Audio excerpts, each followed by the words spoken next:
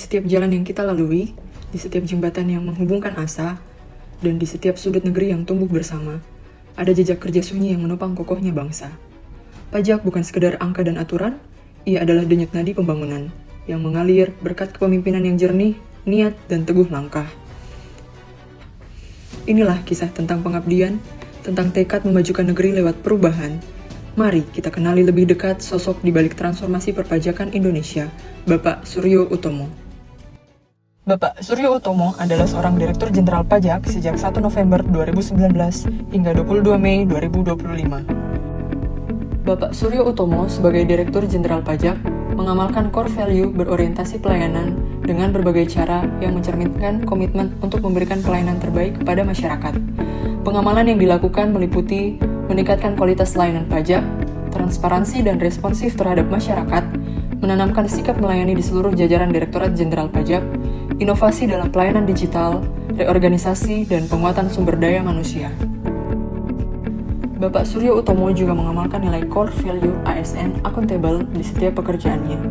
Beliau bertanggung jawab atas setiap pekerjaan dan selalu melaporkan hasilnya dengan jujur dan transparan. Transparansi dan akuntabilitas merupakan dua prinsip penting dalam tata kelola yang baik.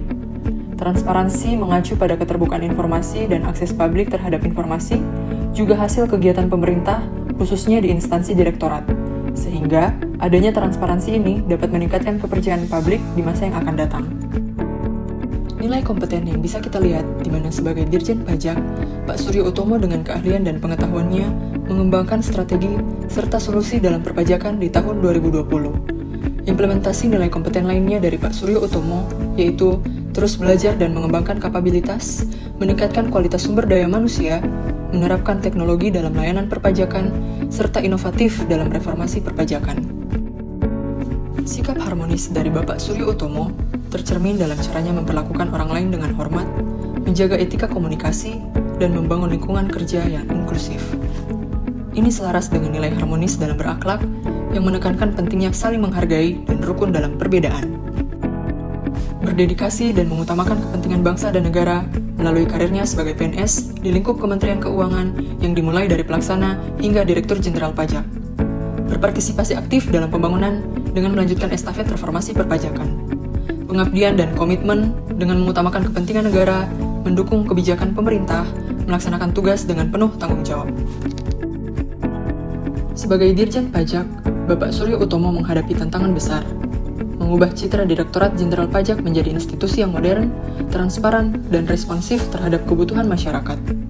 Di kesempatan, beliau menunjukkan sikap adaptif dengan mendorong transformasi digital, seperti penerapan Cortex Administration System, penggunaan Big Data untuk pemetaan kepatuhan, serta penguatan layanan daring untuk wajib pajak.